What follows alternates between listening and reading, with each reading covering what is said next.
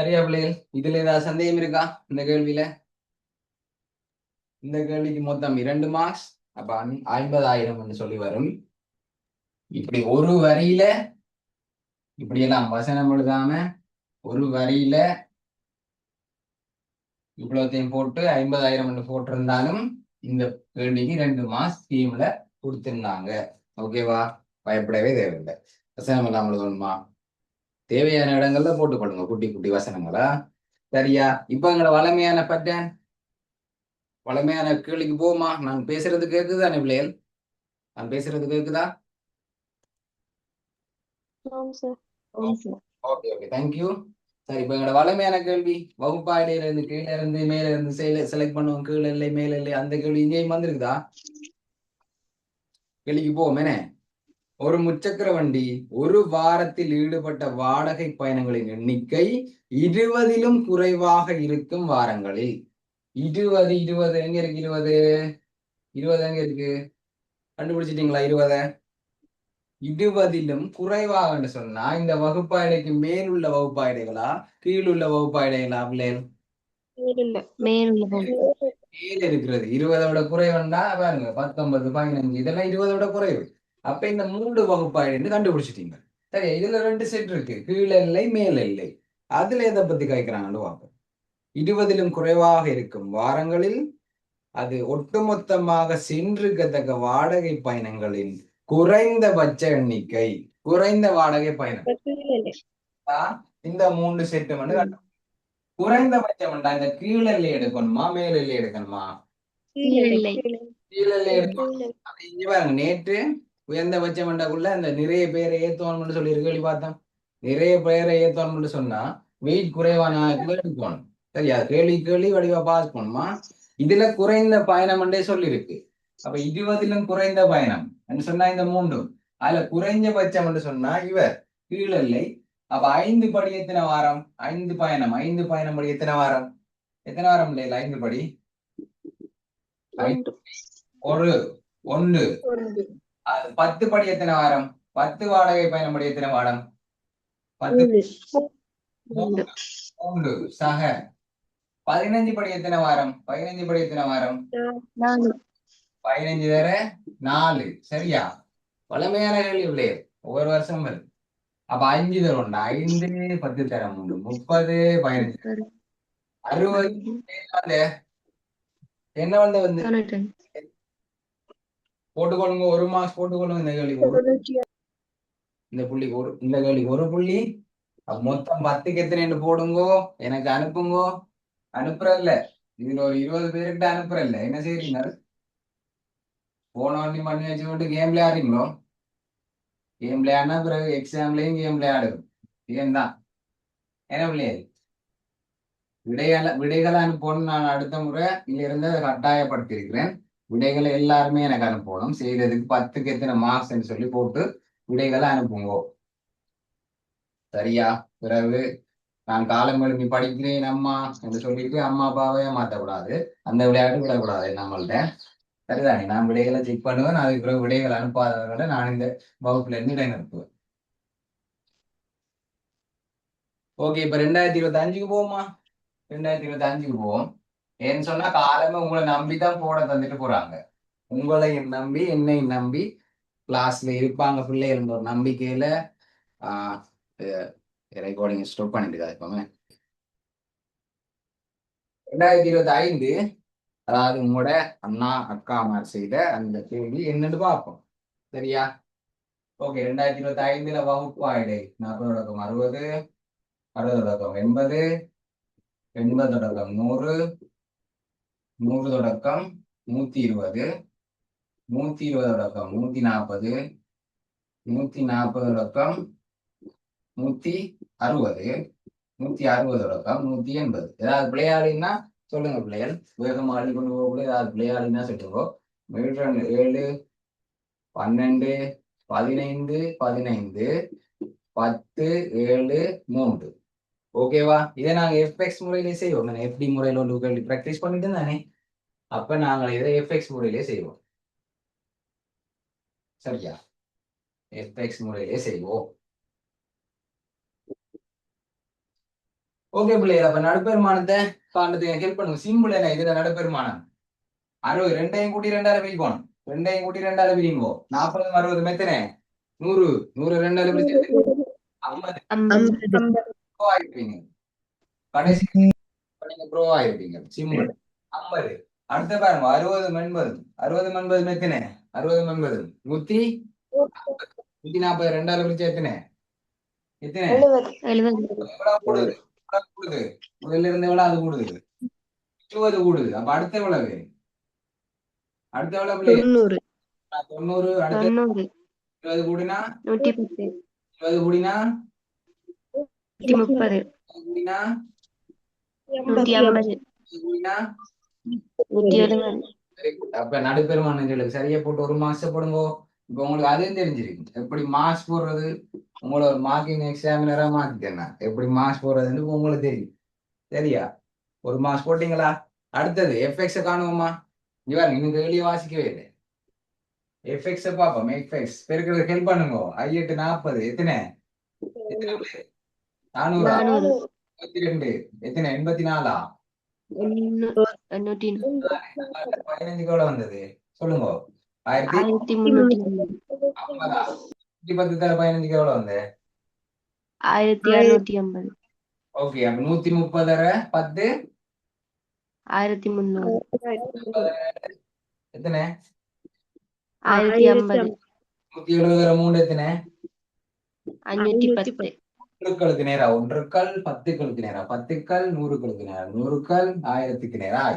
அப்படி போட்டா இதுலயே கூட்டிடலாம். இதை கொண்டு அங்கால வச்சு கூட்டுறேன். அப்ப சிக்மா எஃப் ஆஃப் எக்ஸ் கூட்டுவோமா? கூட்டுறது எவ்வளவு வந்த பிள்ளைகள்? இவ்வளோத்தையும் கூட்ட எவ்வளவு வந்து? 7100 7100 7100. மீடர் எல்லாம் கூட்ட எவ்வளவு வந்தது? மீடர் எல்லாம் கூட்ட 70 18 12 20 இதுல 20 இருக்கு. 15 30 இதுல 30 இருக்கு. அப்ப 20 30 50. இங்க பாருங்க இதுல 10 60 70 ஈஸியா தந்துருக்காங்க. 70. அப்ப இடை கேள்வி இன்னும் வாசிக்கல. எஃப்எக்ஸ் நிரலுக்கு 2 போடுங்க. எஃப்எக்ஸ் நிரலுக்கு 2 போடுங்க. சிக்மா எஃப் ஆஃப் எக்ஸுக்கு 1 போடுங்க. எஃப்எக்ஸ் நிரல் எல்லாம் சரியா இருந்தா 2, சிக்மா எஃப் ஆஃப் எக்ஸ் சரியா இருந்தா 1 1 4 மார்க்ஸ் எடுத்துட்டோம். அடுத்த மிச்ச 2 மார்க்ஸுக்கு போகுமா? சமன்பாடு என்ன பிள்ளை? சிக்மா எஃப் ஆஃப் எக்ஸ் கீழ் sigma F F of X எவ்வளவு வந்தது? 7100. எஃப் எவ்வளவு வந்தது? எத்தனை?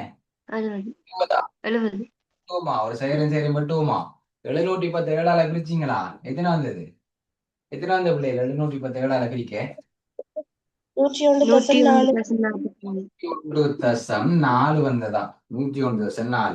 எஃப்டி முறையை நோட் பண்ணிக்கோங்க. எஃப்டி முறைய நோட் பண்ணிக்கொள்ளுங்க. சிக்மா எஃப்டி வந்து -600. சரியா? -600 வந்திருக்கும். அங்கால இதே மாதிரி விட வரும். என்ன விடுகொண்ட இடை அது தெரியுதானே உங்களுக்கு? 6 ஒப்பாயில நாங்க விரும்பினோட போடலாம். இதுல 2 இருக்கு. இதுல ஏதாவது ஒன்று எடுக்கலாம். சரியா? 15 ஏதாவது ஒன்று எடுக்கலாம். அப்படி எடுத்தாலும் கூட சேர்மத்தா இருக்கு. ஓகே, சரி பிள்ளையா?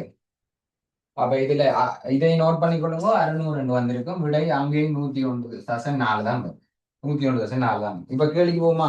நீங்க தான் கேள்வி போக்குறோம். அப்ப இதுல உங்களுக்கு 6 மாஸ் கேள்வி வாசிக்காமலே 6 மாசம் எடுக்கலாம். அப்ப வாசிச்சா 10க்கு 10 எடுக்கலாமே. ஒரு இலகுவான பாடம். கேள்விக்கு போவோம். என்ன என்ன இது? என்ன பிரச்சனை இது? தரம் 11 70 மாணவர்களை கொண்ட குழு கூட்டவே தேவையில்லை. 70 கூட்டவே தேவையில்லை. சொல்லிட்டாங்களே 70 மாணவர்கள். 70 மாணவர்களை கொண்ட குழு ஒரு நாளுக்கு சுய கற்றலில் ஈடுபடும் செல்ஃப் ஸ்டடி ஈடுபடும் நேரம் பற்றிய தகவல்கள் பின்வரும் அட்டவணையில இருக்காம். சரியா? இதெல்லாம் நிமிடம். செல்ஃப் ஸ்டடி செய்யறது சுய கற்றலில் ஈடுபடுறது ஒரு 8 பேர் 40 நிமிஷத்திலிருந்து 60 நிமிஷம் வரைக்கும் படிக்கிறாங்க. அது மாதிரி ஒரு 3 பேர் உங்களை போல தானே 180 நிமிடம், அதாவது 3 மணித்தியாலத்துக்கிட்ட படிக்கிறீங்கன்னா இவங்களெல்லாம் கலவையான ஆக்கள், கூடி குறைஞ்சு படிக்கிற ஆக்கள். ஓகே, முதலாளி போகும் ஒரு நாளைக்கு 2 மணித்தியாலம். முதலாளி வித்தியாசம் வந்துருக்கு. ஒரு நாளைக்கு 2 மணித்தியாலத்திற்கு அல்லது அதிலும் குறைந்த நேரத்துக்கு சுய கற்றலில் ஈடுபடும் மாணவர்களின் எண்ணிக்கை. வழக்கமா ஆகார வகுப்பு கேட்பாங்க அல்லது டிரெக்டா கடைக்கு போயிடுவாங்க. இதுல பாருங்க வித்தியாசம்.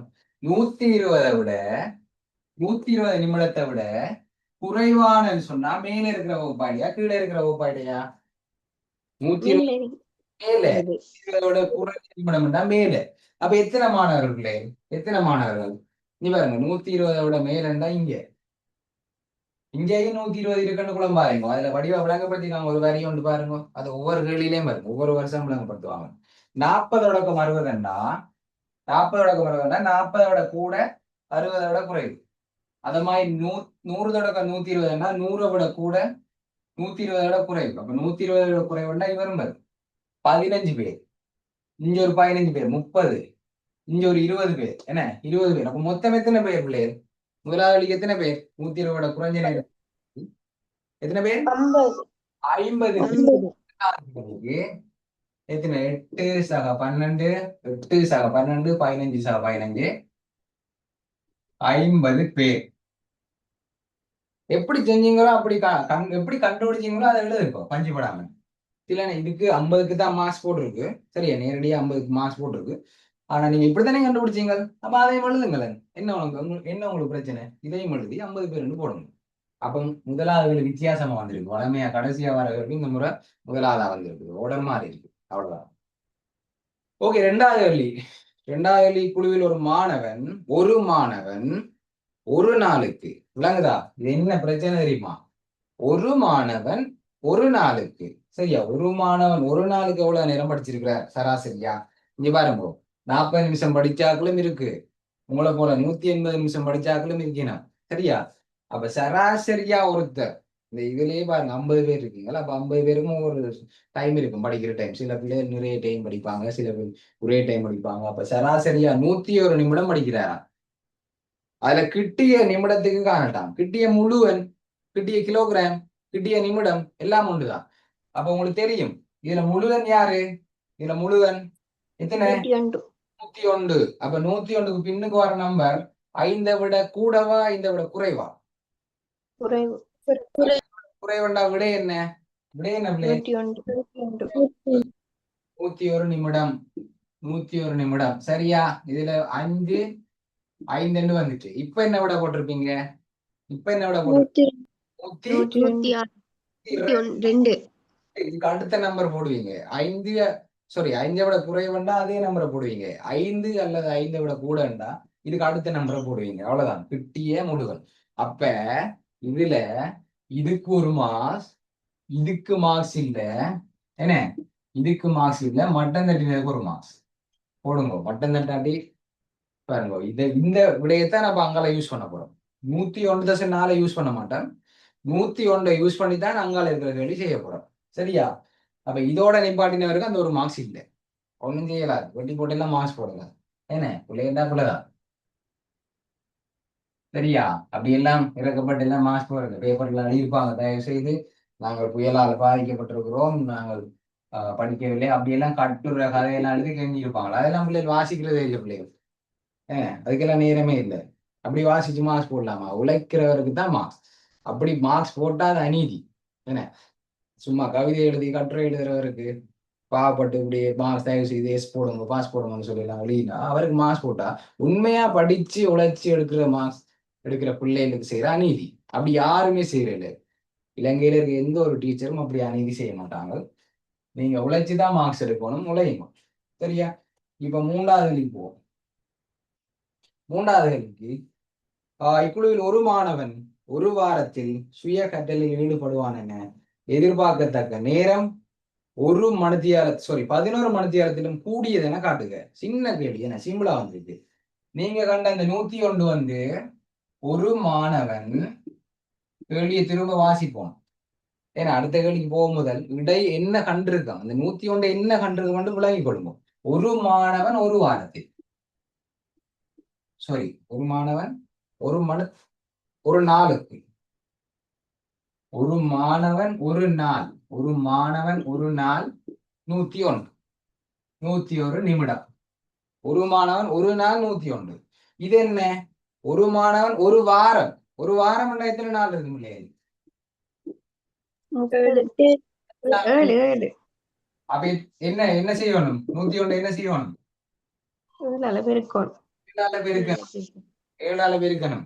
சரியா? அதே மாதிரி தான் பழைய 25 52 வாரம் ஒண்ணு, ஒரு வாரம் 25, அப்ப 52 வாரம் 52 பெருக்கணும். இது ஒரு நாள்ல 101 பாருங்க, ஒரே கேள்விதான் திரும்ப திரும்ப வருது. அது கண்ட இடையே ஏதோ ஒரு நம்பரால பெருக்கிற மாதிரி வருது எல்லாம்.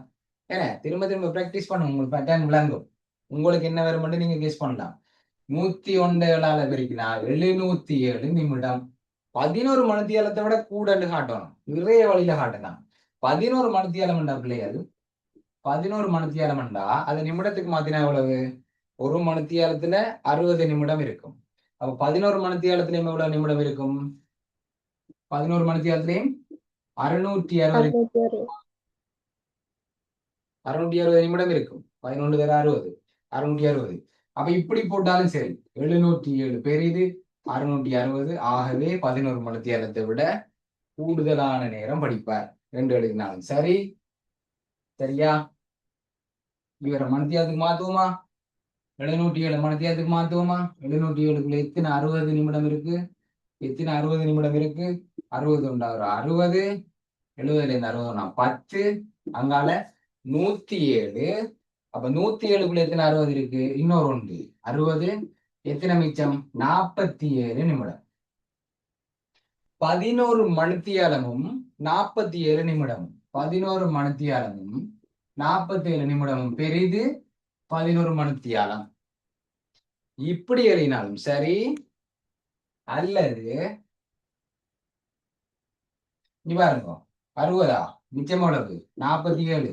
அப்ப இனி இறக்குறது கொண்டும் இல்லை இல்ல. அப்ப என்ன செய்வோம்? தசம் குத்தி சைவர் இறக்குவோம். சைவர் இறக்குனா எத்தனை பிள்ளைகள்? 470க்குள்ள எத்தனை 60 இருக்கு? 470க்குள்ள 7 முறையா? 6 7 42. 420.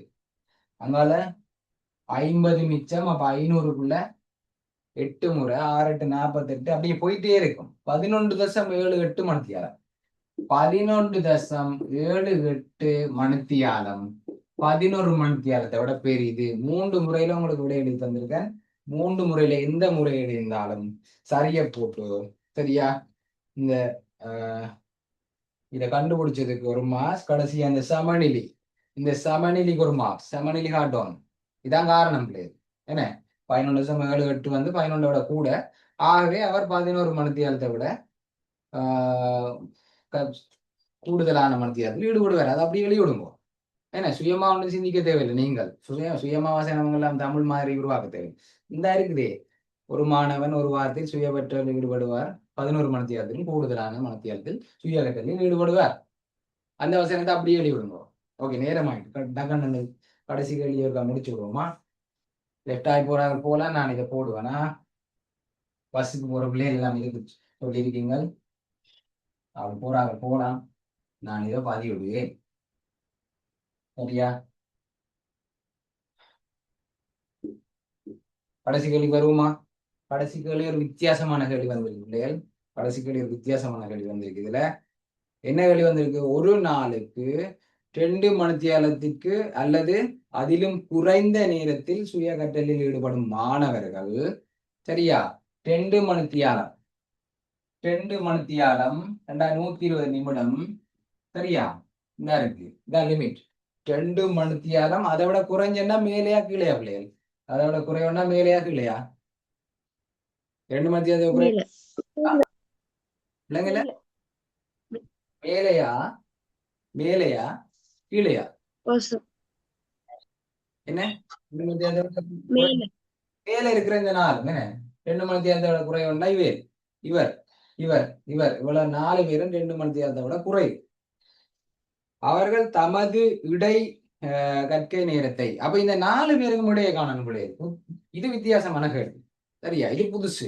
கடைசியா ஒரு புது கேள்வி வந்திருக்குது இல்லையா? ஒரே பழசையே திரும்ப திரும்ப போடாம ஒரு சின்ன சேஞ்ச் ஒன்று செஞ்சிருக்காங்க.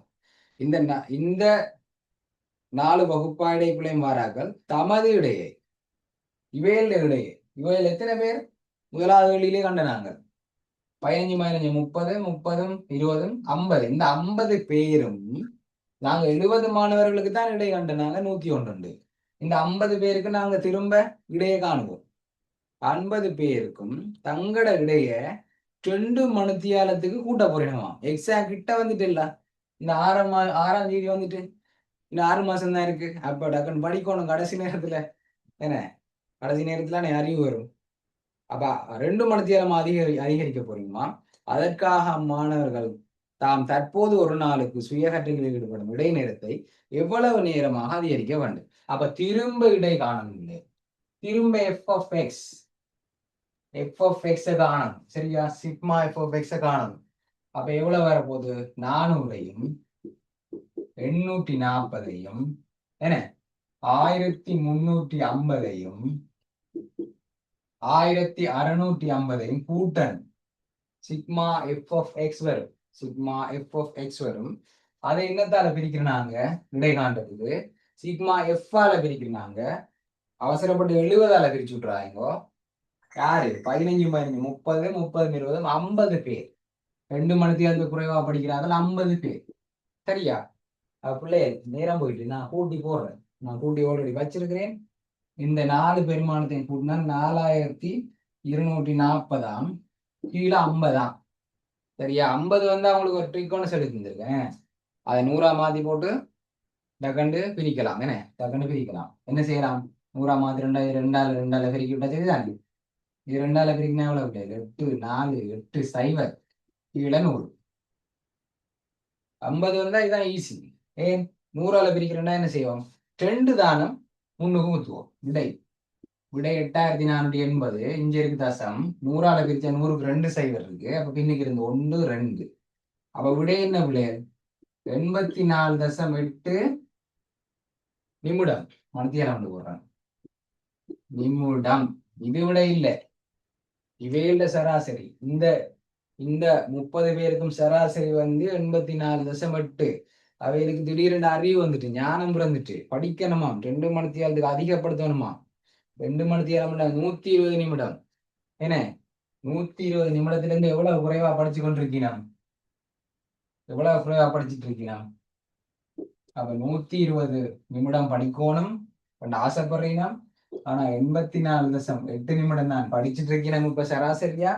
அப்ப 120ல இருந்து 84.8 போனா இன்னும் ஒரு 35 நிமிஷம் கூட படிச்சா அவங்களோட இலக்கா அடையணும். சரியா? அப்ப இதை கண்டுபிடிச்சதுக்குள்ள 1 மார்க்ஸ். சரியா? அடுத்தது கடைசி விடையை கண்டுபிடிச்சதுக்கு 1 மார்க்ஸ்.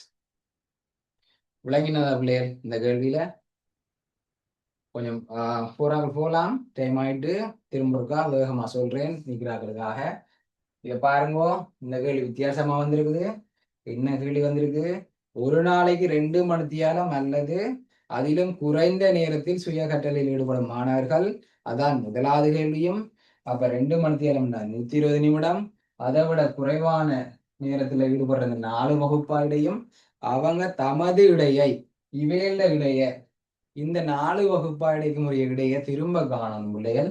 அது எப்படி காணலாம்? சிக்மா f(x) சிக்மா f(x) இந்த 4ஐயும் கூட்டினா சிக்மா f(x) வந்தது 4240 வருது.